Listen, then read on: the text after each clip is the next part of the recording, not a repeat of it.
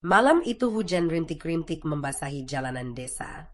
Jam di dinding warkop menunjukkan pukul 00.30. Hanya suara tetesan air dari atap seng yang terdengar di antara senyapnya malam. Warkop Pak Maman memang terkenal sebagai tempat berkumpul para sopir truk, anak muda nongkrong, atau warga desa yang ingin sekadar menyeruput kopi panas sambil mengobrol. Namun malam itu berbeda. Kosong, sunyi, seakan seluruh desa sedang tidur lebih awal. Lampu neon putih yang tergantung di tengah ruangan berkelip-kelip seperti akan padam, memantulkan cahaya pucat di meja-meja kayu yang mulai lapuk dimakan usia. Aroma kopi hitam yang masih mengepul dari poci di atas tungku bercampur dengan bau hujan yang masuk dari pintu depan yang setengah terbuka. Pak Maman, pria berusia 50-an dengan wajah tirus dan rambut yang mulai memutih, sedang membersihkan meja di sudut warkop. Tangannya berhenti saat mendengar derit pintu kayu yang berat. Suara itu begitu pelan namun entah mengapa terdengar jelas di tengah hujan. Ia menoleh, melihat sosok tinggi besar berdiri di ambang pintu.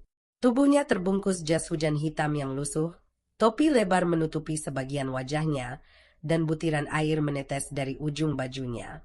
Namun, yang membuat Pak Maman terdiam bukanlah pakaiannya, melainkan aura dingin yang seketika menyelimuti ruangan saat sosok itu melangkah masuk. Kopi hitam, panas, ucapnya lirih, tanpa menatap ke arah Pak Maman. Suaranya berat, tapi terdengar jauh, seperti keluar dari dalam gua atau sumur dalam. Pak Maman berusaha bersikap biasa saja, meski bulu kuduknya mulai berdiri. Ia menunduk, mengambil gelas dan mulai menuang kopi dari poci. Saat meletakkan gelas di meja, matanya sempat melirik ke sepatu pria itu. Basah kuyup, seperti baru saja berjalan di tengah hujan deras.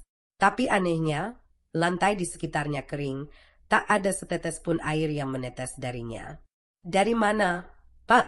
tanya Pak Maman mencoba membuka percakapan. Pria itu tersenyum tipis, tapi senyum itu terasa salah.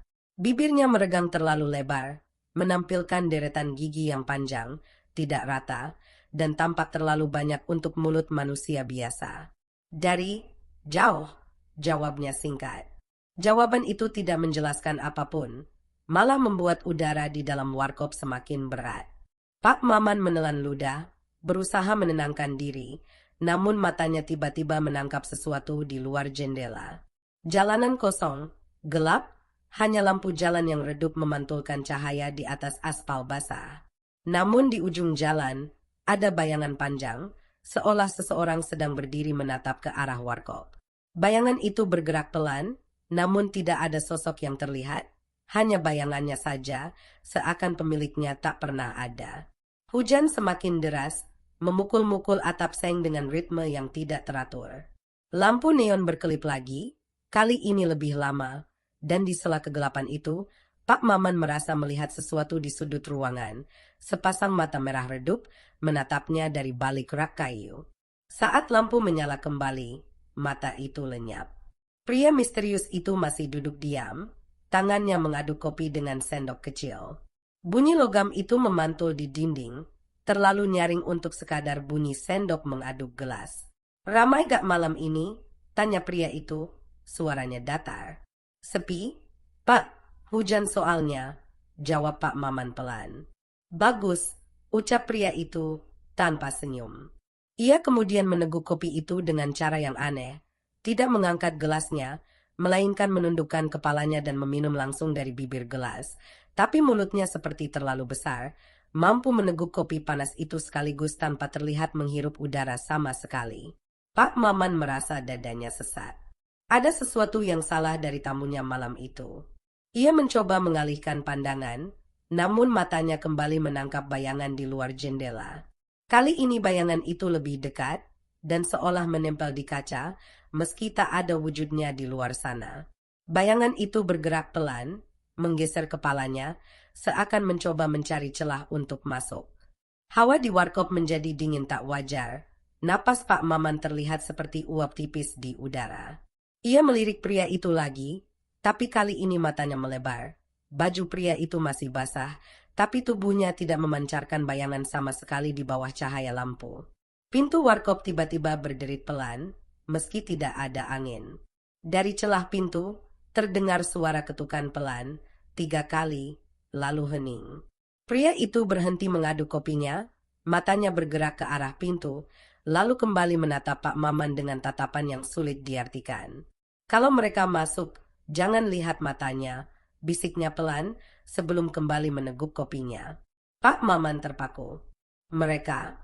Siapa? Batinnya. Sebelum sempat bertanya, suara ketukan itu terdengar lagi. Kali ini lebih keras, disertai suara sesuatu yang menyeret di tanah, seperti kuku panjang menggaruk aspal basah.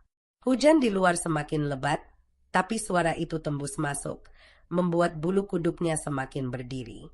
Ketukan di pintu warkop kembali terdengar, kali ini disertai bunyi gesekan yang memanjang, seperti kuku logam yang menyeret perlahan di permukaan kayu.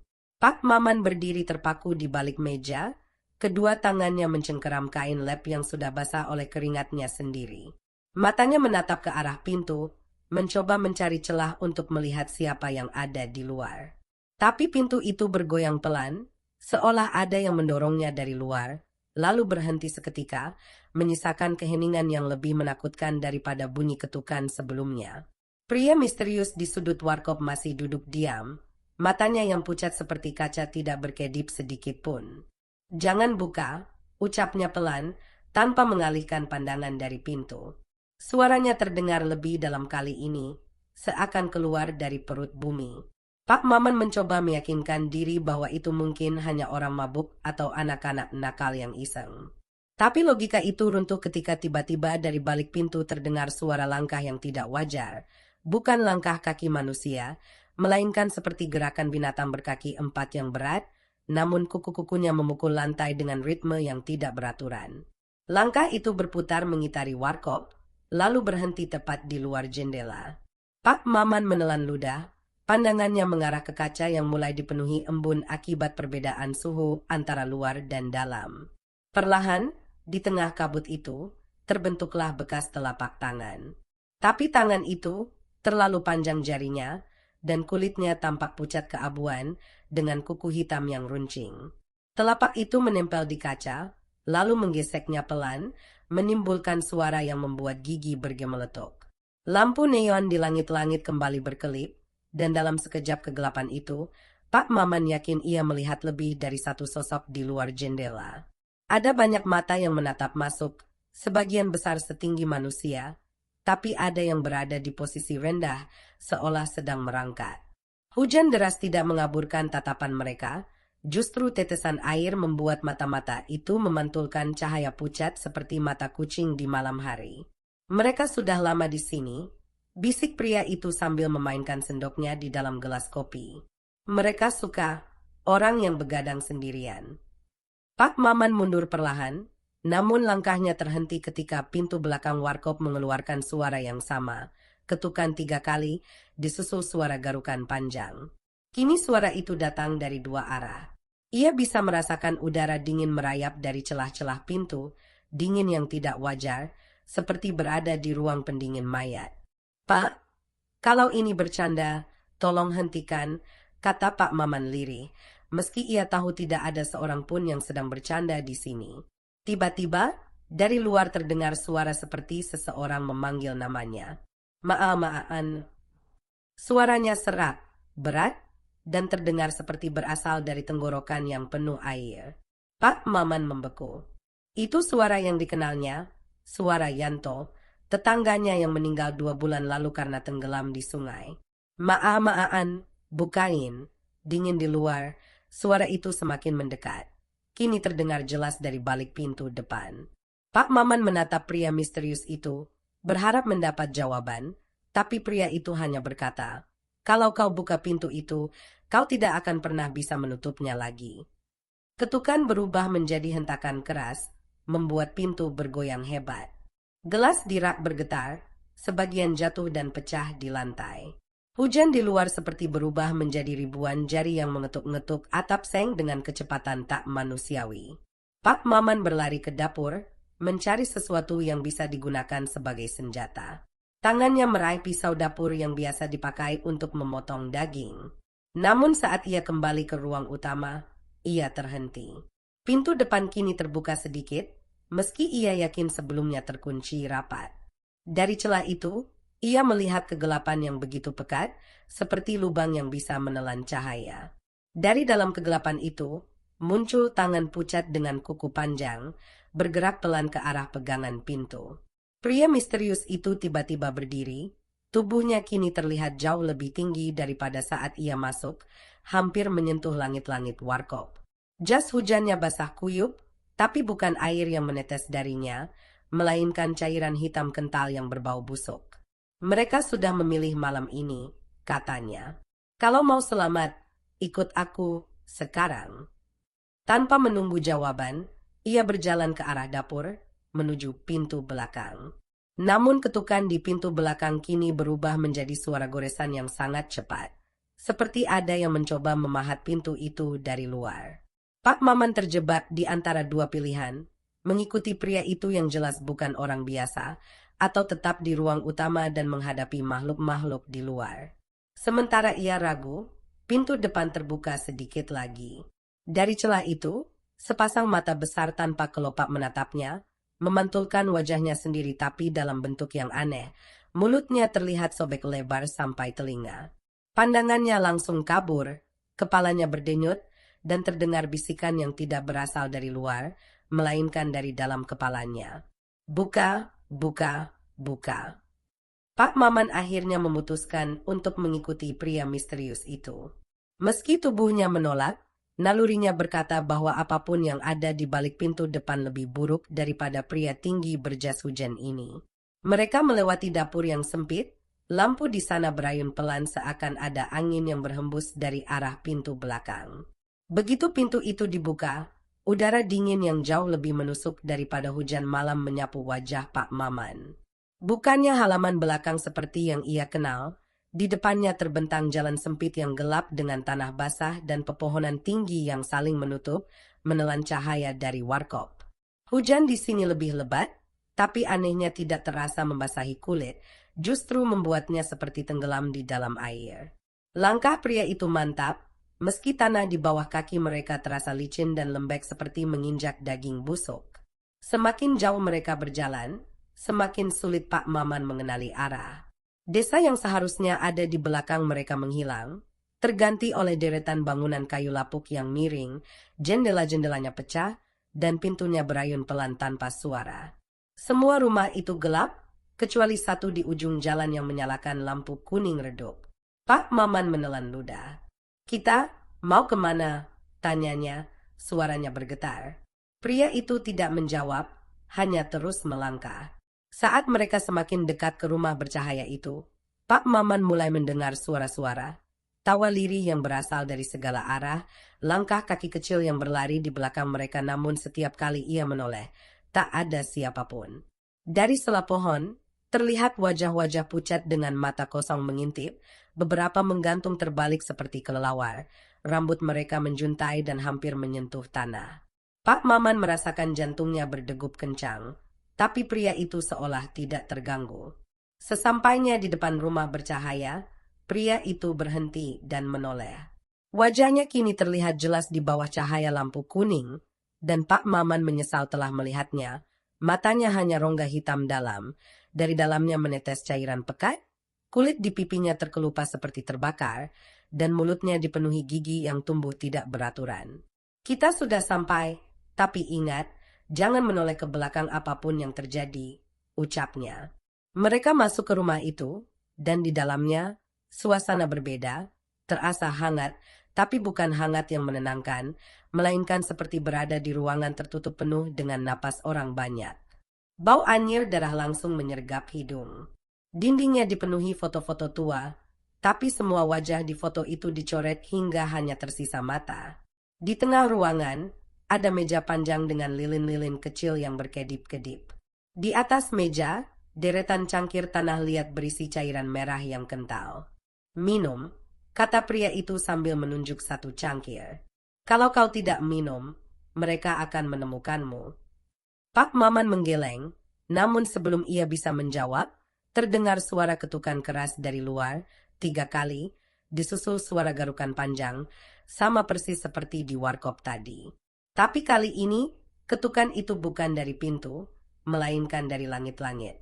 Lilin-lilin mulai padam satu persatu, dan dalam gelap, Pak Maman bisa mendengar sesuatu merangkak di atas mereka.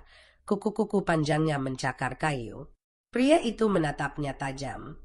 Kau sudah membawa mereka ke sini, bisiknya. Tiba-tiba, langit-langit pecah, dan dari sana jatuh sosok perempuan berambut panjang basah kuyup, wajahnya hancur di satu sisi, mata kirinya menggantung keluar, dan mulutnya terbuka lebar hingga rahangnya nyaris terlepas. Ia mengeluarkan suara erangan serak, lalu merangkak cepat ke arah Pak Maman. Tanpa pikir panjang, Pak Maman lari keluar rumah, melanggar peringatan pria itu untuk tidak menoleh. Saat ia berlari, ia menoleh, dan seketika ia menyesal.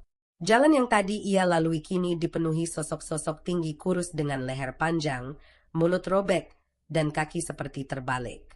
Mereka berdiri diam, tapi kepalanya berputar mengikuti setiap gerakan Pak Maman. Langkah kakinya menjadi semakin berat, tanah di bawahnya kini seperti menghisap, membuatnya hampir jatuh.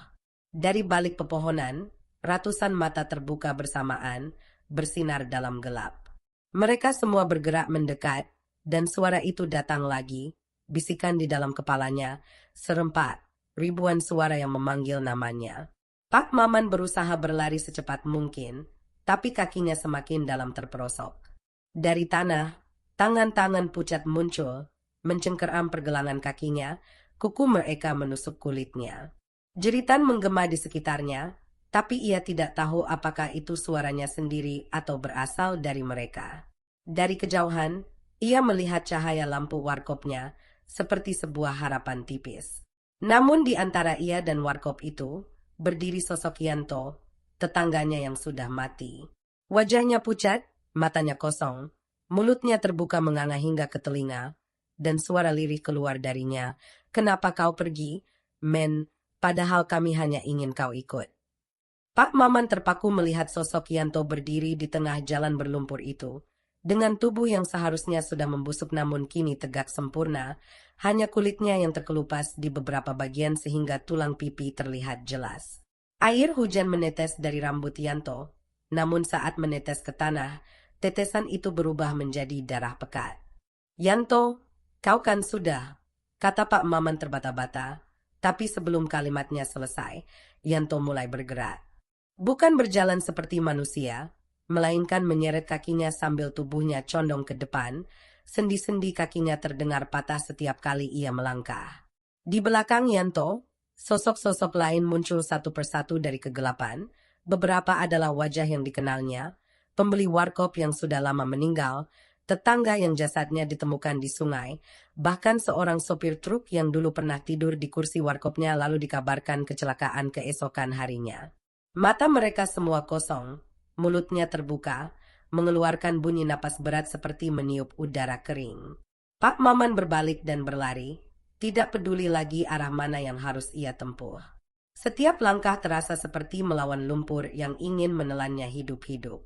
Pohon-pohon di sekitarnya tampak bergerak, mendekat, cabang-cabangnya melengkung seperti tangan yang ingin meraih. Suara teriakan dan bisikan bercampur, kadang terdengar memanggil namanya, kadang seperti mengucapkan kata-kata yang tidak dimengerti, tapi entah kenapa membuatnya ingin menutup telinga dan berteriak. Ia melihat cahaya lampu neon yang sangat dikenalnya, lampu dari papan nama warkopnya. Dengan napas tersengal, ia berlari mendekat, dan semakin dekat, hatinya mulai merasa lega. Namun begitu ia mencapai pintu, ia membeku. Pintu itu terbuka, dan di dalam warkop terlihat dirinya sendiri, berdiri di balik meja, sedang menuang kopi untuk seorang pria berjas hujan hitam. Pria itu menoleh ke arah Pak Maman yang ada di luar, dan tersenyum, senyum lebar dengan deretan gigi yang terlalu banyak. Pak Maman mundur satu langkah, matanya membelalak, dan tiba-tiba tanah di bawahnya amblas. Ia terjatuh ke dalam kegelapan, tubuhnya seperti melayang bebas tanpa arah. Saat ia membuka mata, ia kembali berdiri di dapur warkop. Sendirian, hujan masih terdengar di luar. Tangannya memegang gelas kopi yang masih panas. Ia menoleh ke jam dinding, pukul 00.30, persis seperti awal malam itu. Derit pintu terdengar. Seorang pria tinggi berjas hujan hitam masuk. Wajahnya tertutup sebagian oleh topi dan berkata lirih, "Kopi hitam, panas." Pak Maman ingin berteriak, ingin melarikan diri, namun tubuhnya tidak bisa bergerak. Ia hanya bisa mengikuti gerakan seperti yang sudah ia lakukan sebelumnya. Saat meletakkan kopi di meja, ia kembali menyadari sepatu pria itu basah tapi lantai tetap kering. Pria itu menatapnya dan berkata dengan suara yang bergema, "Kita mulai lagi." Dari luar jendela, bayangan panjang kembali terlihat, dan bisikan-bisikan mulai terdengar di telinganya. Pak Maman mencoba menutup mata, berharap semua itu hanya mimpi buruk, tapi saat ia membukanya, ia sudah berada lagi di jalan sempit yang gelap, tanahnya basah, pepohonan menutup langit, dan suara tawa kecil terdengar dari kejauhan. Napasnya memburu, hatinya paham, ia tidak akan pernah keluar dari malam ini. Lingkaran itu akan terus berulang, dan setiap kali berulang, sosok-sosok yang mengikutinya akan semakin dekat. Dalam sekali kilatan petir, ia melihat seluruh jalan penuh dengan wajah-wajah yang menatapnya. Ratusan, mungkin ribuan, semua tersenyum tanpa bibir. Hujan semakin deras, dan di antara suara hujan, terdengar suara Yanto berbisik tepat di telinganya, "Giliranmu selamanya."